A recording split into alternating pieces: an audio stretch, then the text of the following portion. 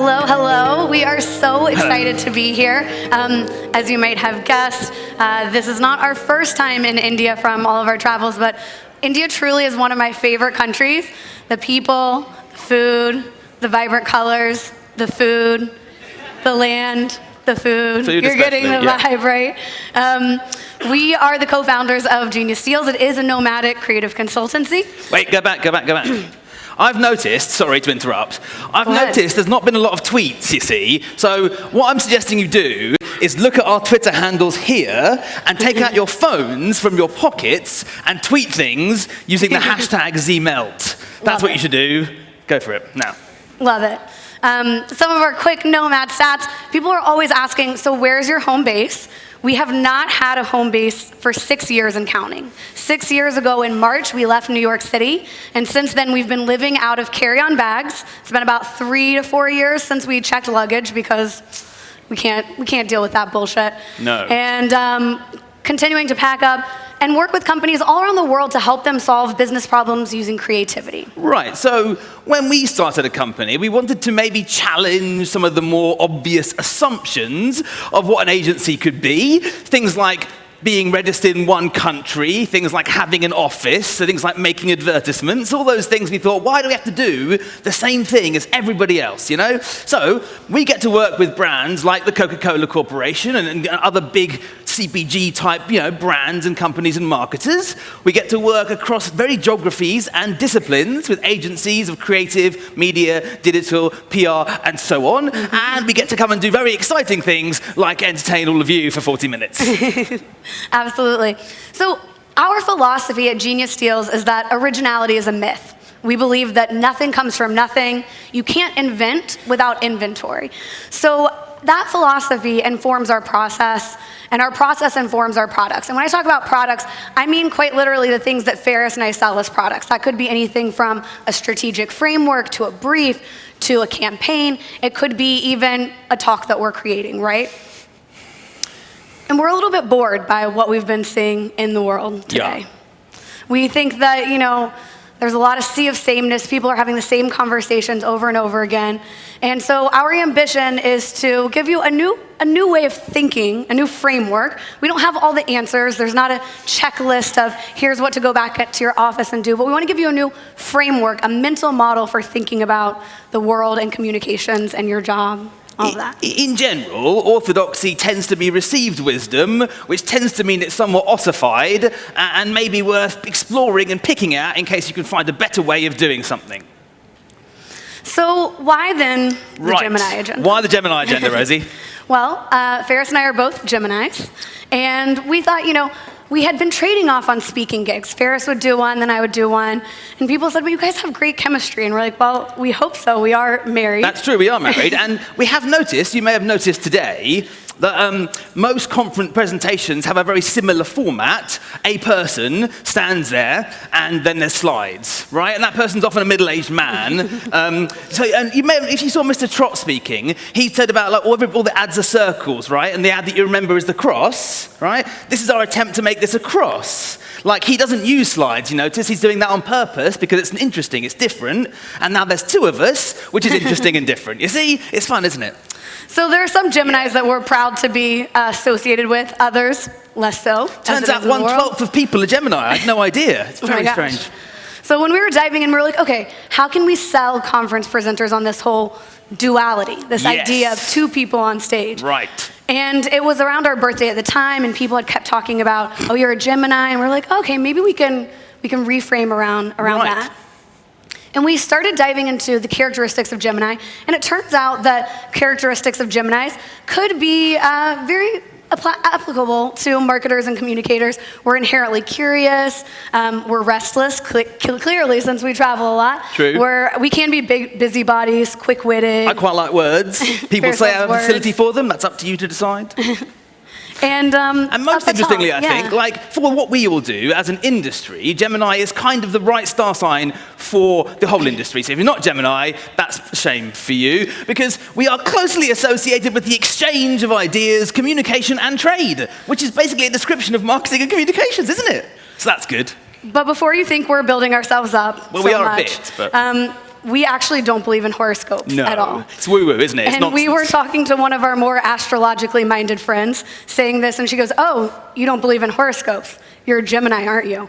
Apparently, Geminis don't believe in horoscopes. It's very frustrating, So by not believing in horoscopes, we're somehow reinforcing one of our core characteristics of our horoscope or astrological signs. Trapped inside her logic circle. What can I do? But we live in a polarized world. You guys have noticed this too, right?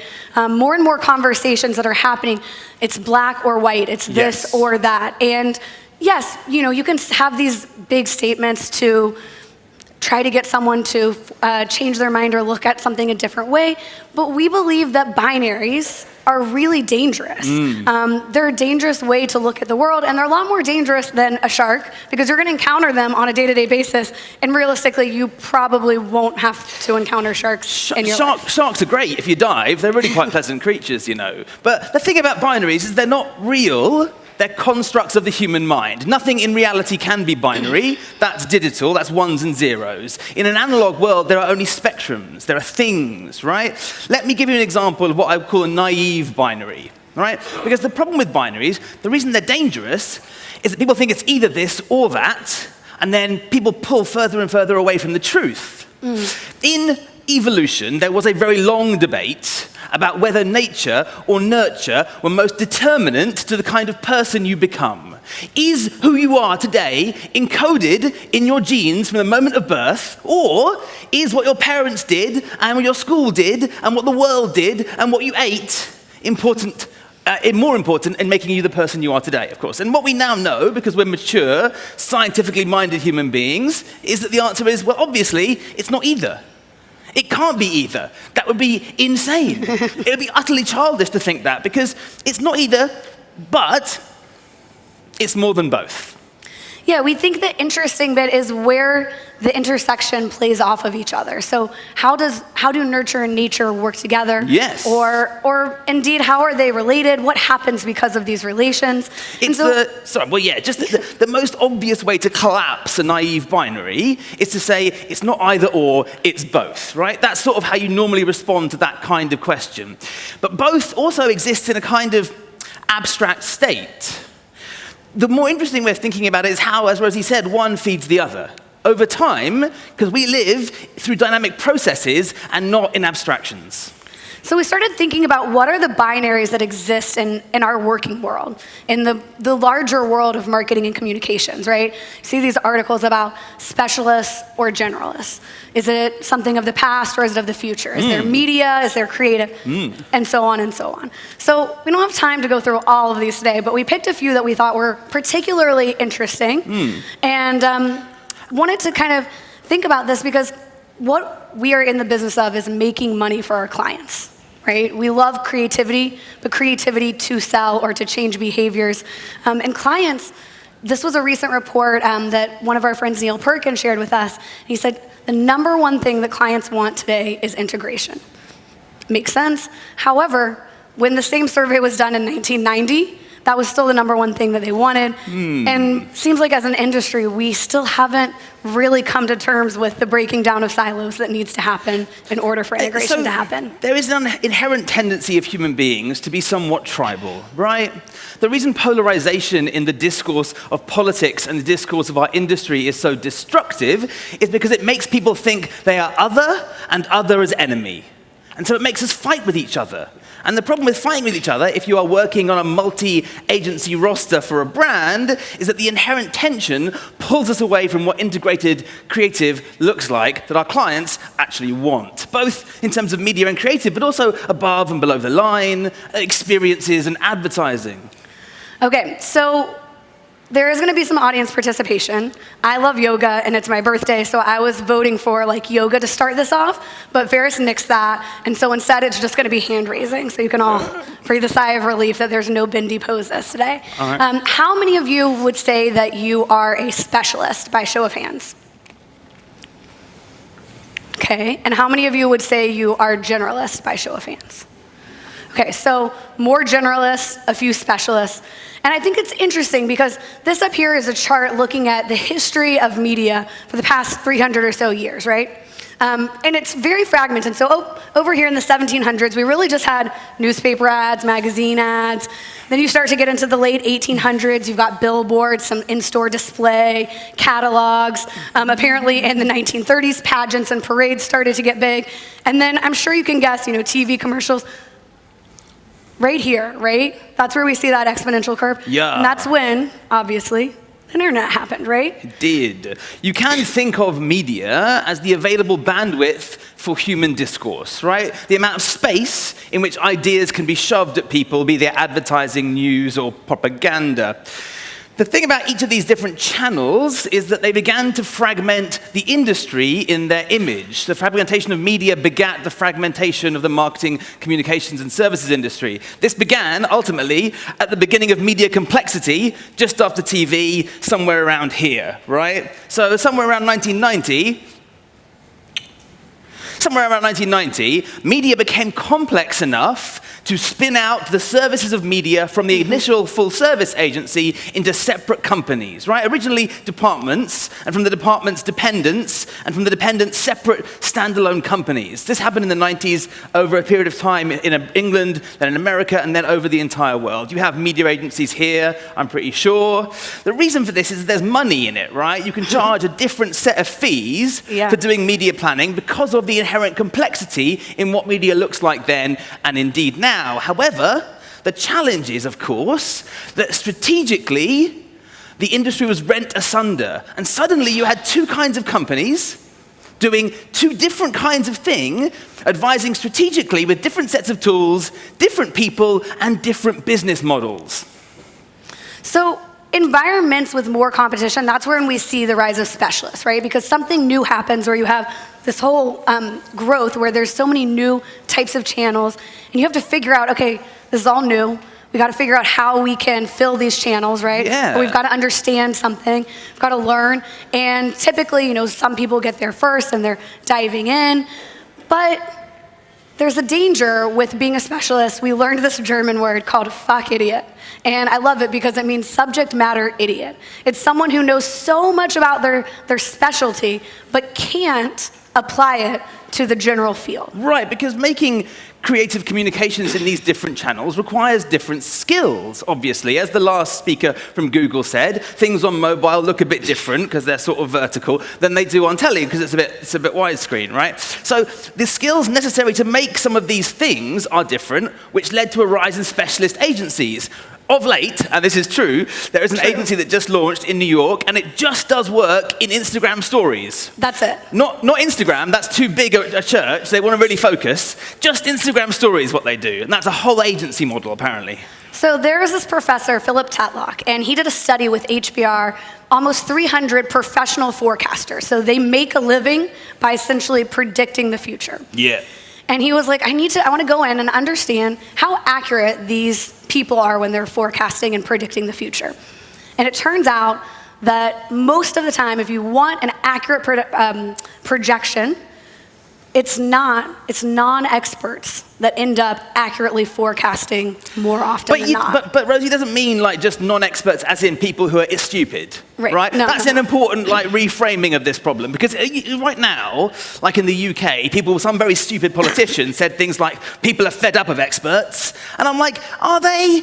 When you go to the doctor, do you want him to be an expert or do you want him to be a moron? Because I feel like I'd rather have heart surgery done by somebody who's an expert. I'm just maybe alone in that. Maybe you, I don't know. So I don't think it's not experts. It's people who can embrace adjacency and ambiguity enough to see out of their fac-idiot holes, their tiny little specialisms, back to the problem at hand, the context, the larger issue. And Carly Yanko, she's the head of strategy for JWT Sydney, she calls this the multiplist. And she's like, this is someone who might have a specialty, who might be interested in something, who might have an expertise in one area, but they're also a hybrid because they're able to take that knowledge and apply it to a broader set of information.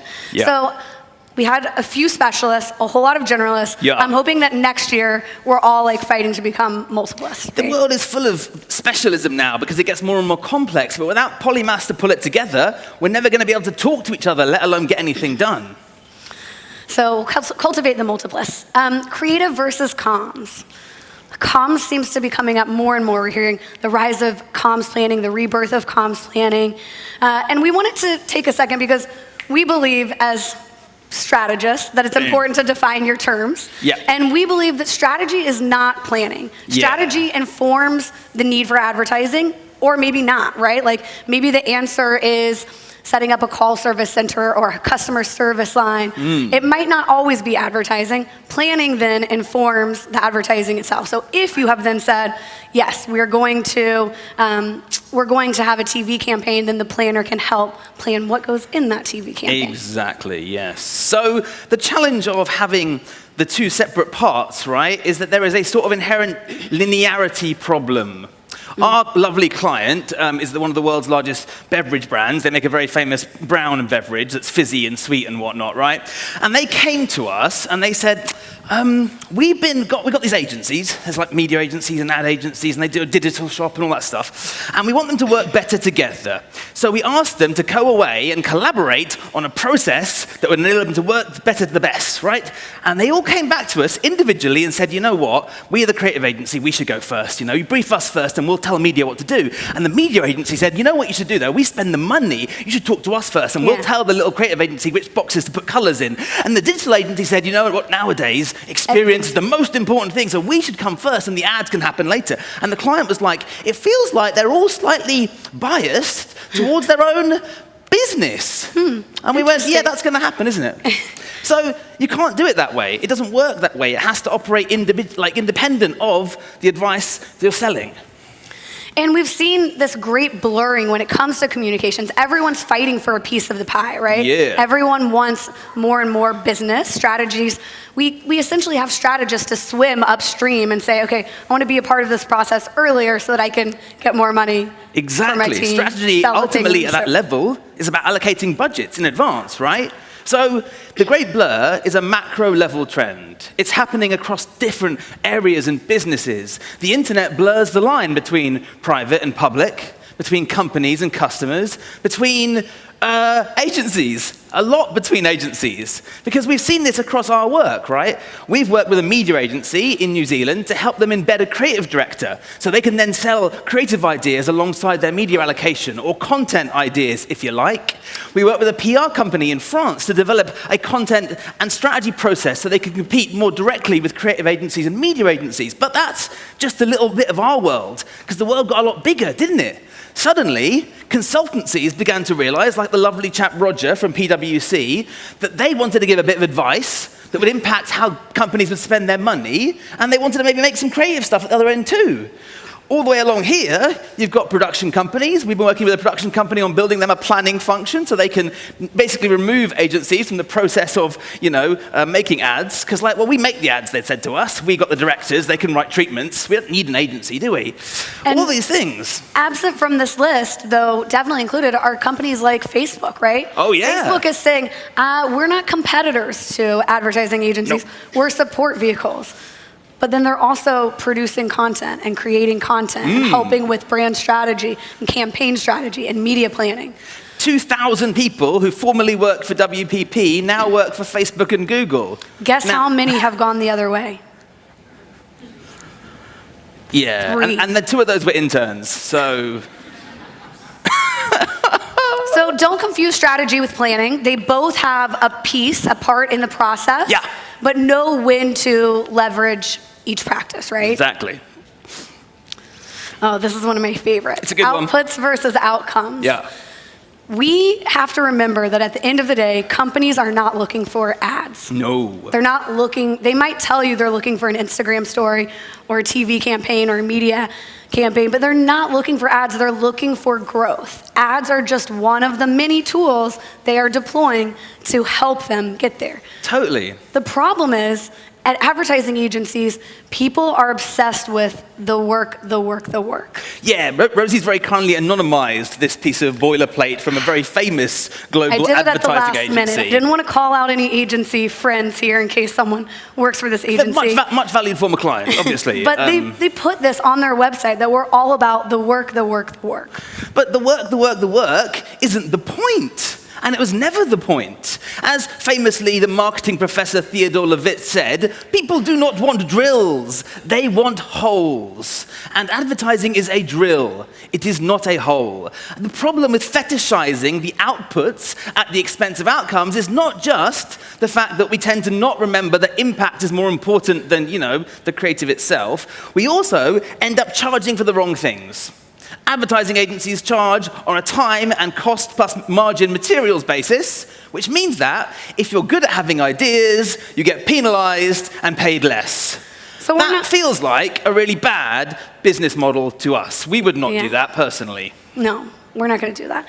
And I think, yes, you can have pride in your work and what you're creating, but you don't need to obsess over every pixel if the work isn't ultimately changing behavior for your brand, helping them achieve growth, helping them achieve their objectives. It's the creative's job and the creative director's job to obsess about those things with an eye towards impact, but the entity itself must always be looking at the objectives. Okay, I'm looking out. I see a pretty mixed bag, but I'm going to do the show of hands anyway. How many of you are men or identify as male? Show of hands. Raise your hand. Okay, right. How many are women or identify as women? Who run the world? Girls. Yeah. Okay, so it's probably about, 80-20, give or take, roughly? It's looking, I will say it's a much more mixed audience than when we were at Goa Fest last year when it was maybe 5 to 10% female and overwhelmingly male. So we have to be better. Only 5% of women say that they think that advertisers or brands understand what they find sexy. And you didn't know you were going to get a sex tip today, being a little risque here. But there's a professor and PhD sex therapist, Ian Kerner, and he did some research, and he said the number one foreplay that women want is for men to do a chore or a household task, here's the kicker, without being asked. Without being asked, apparently, is the most important bit. Men, that's the bit that I misunderstood for a long time.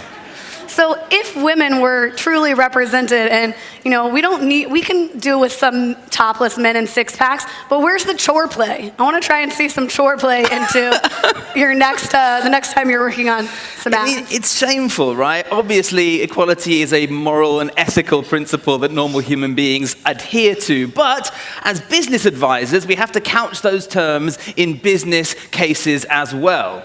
Yeah, yes, we want equality, but not just for the sake of something to be fair and equal.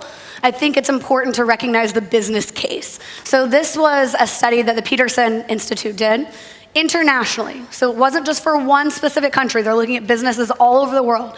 And they found that companies who had at least 30% of women represented in their leadership or C-suite positions, added 6% to the net profit margin. So this is a business case. If you don't have 30% females in your leadership positions, you're essentially just, letting money fly around, right? Exactly, yeah.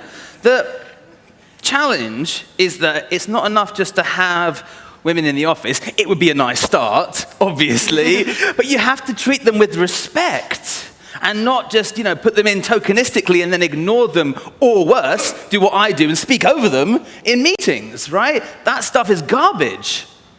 And it's not just at work, but it's in the work we create, right? So we have to think about our cultural force. This room of people, all of us, are in a unique position where we get to create culture. We really do, right? We impact what so many people see on a day-to-day basis, and so we have to hold ourselves to higher standards, right. I think. Women represent 85% roughly of consumer spending power, and when you have closed rooms of men talking to other men about what women might want, like Mel Gibson in that movie, we end up making advertisements that fall back into either lazy stereotypes or worse, sexual misogynistic objectification, which makes the world a worse place. This isn't just a mandate, though, for cultural pollution. It's also a business mandate because, as per the biggest clients in the world, like Unilever, they no longer will buy work that they feel stereotypes women. So if you want to sell good ads, you have to have women helping you do them. Otherwise, we're not going to get any. As of last week, in fact, The people at Cannes were given new jury advice. Not that Cannes is important in the grand scheme of things, but either you want to make money or win awards, probably, if you work in advertising. It's sort of the incentive structure that we have in the industry, isn't it? Right? If you want to win awards, the counsel was, we will not be awarding work which stereotypes people or leans into lazy misogynistic tropes of women vacuuming and men being stupid and falling over because we're dumb. So we can all agree to hold ourselves to higher standards in that way. Now we're gonna have, I think this is our last piece of audience participation. I know your arms aren't getting too tired. We've only had 3 questions, right?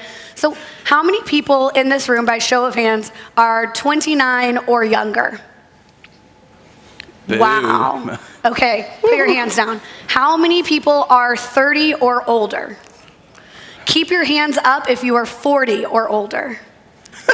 Keep your hands up if you are 50 or older. I see. Guys, we need to respect our elders, okay?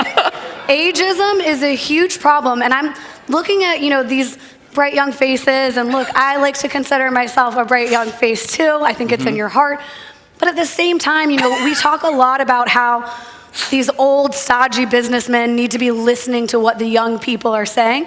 Equally, people who have lasted our industry, they have a lot of expertise, a lifetime of expertise. Right. We have a slight systemic problem in the advertising industries, right? For a number of reasons. It appears that the percentage of people over the age of 50 in agencies of most types is about 5%, and the people at the age of 60 is less than 0.5%. One thing we like to remind people when we work with them is that individually you have to think about your career as well as your agency's business model and how they make money and your client's business model as well. And then you've got to think about the world around that because all these levels are important to be considered.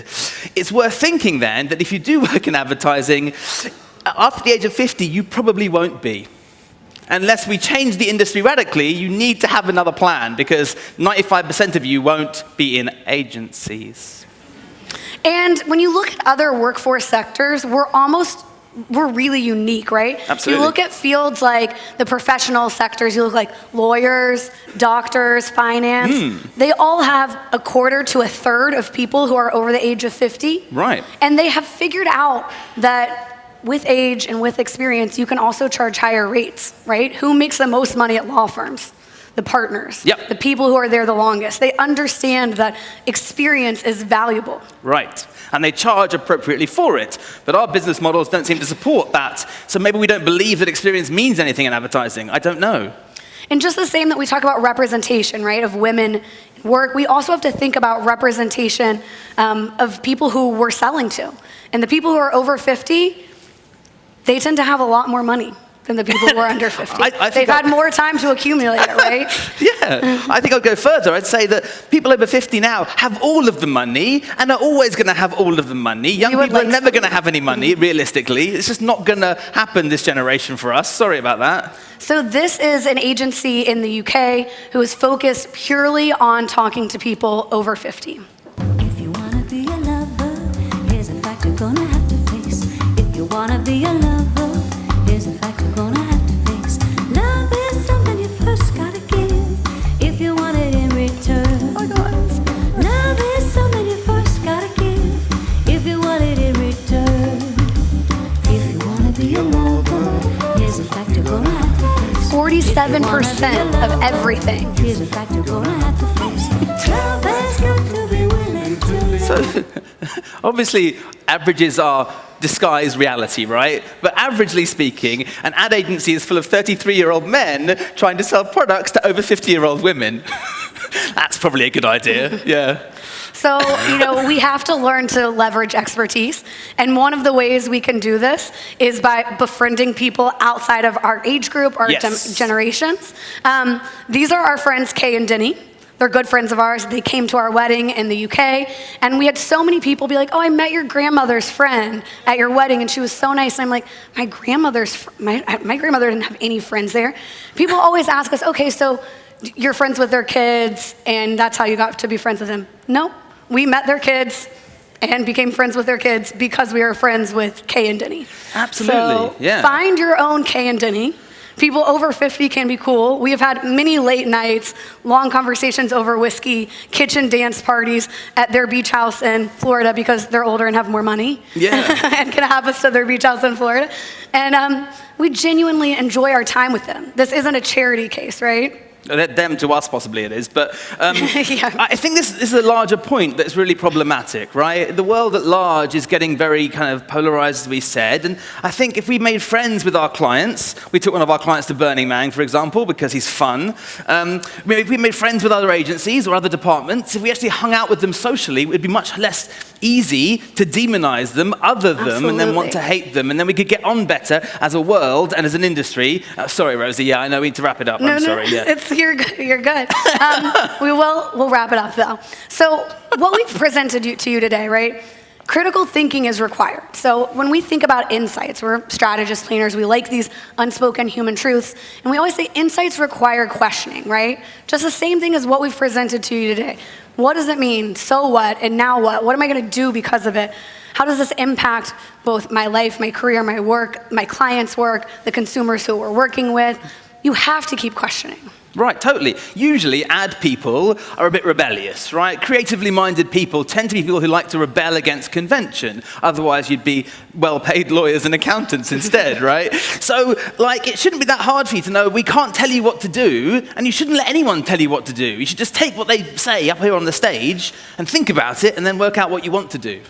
I do have a favorite saying of mine, though, is not to treat a stop sign as a dead end. So in America, we have, roads that just end. Sometimes there are houses on them, and they're just called dead ends. And yeah, you can't go anywhere. But we also have stop signs, and stopways can be two-way stop signs. They can be four-way stop signs. There's sometimes a path forward that isn't always obvious and maybe isn't easy, but just because you've heard no before, just because you've heard it's this or that, and you have the ability to push back and say, I want to try something a different way. When we first started our company, 5.5 years ago, there were not many people there still aren't many people who travel around without a home base. We're figuring it out as we go. Some days it's easier and some days it's really hard, but as long as you're continuing to try, I think that's the important thing. And often the detours are the most interesting part anyway. You might learn something, about yourself or the world, who knows, eh? A detour, actually last time we were in Mumbai, a detour led us to a music venue called Summer House Cafe. Yeah. And because we were planning to go to one restaurant, and then it was closed, and so we're like, okay, we'll just end up going to this place. While we were there, someone told us that Mike Posner was playing that night at Summer House Cafe, so we ended up getting tickets to see Mike Posner in Mumbai and making a ton of new friends at the show. That would not have happened if we had just open to serendipity, right? You can't just give up. Okay, so don't worry, everything's gonna be awesome. We're looking forward to the future. We believe that the future is going to be great. And if we had to remind you some key takeaways, philosophy informs process, and process inform products. You should have a personal philosophy. Yes. Your company might have one, it might be the same, it might be different, but think about what your philosophy is and what that means. It can be generative, it should be generative, it should help you to make decisions, right? Right, yes. If you don't, everybody that's working in advertising is operating with somebody's model. You can either do that or pick your own. It's up to you, really, isn't it? The real world doesn't have binary systems in it. It has binary star systems, actually, but that's slightly different.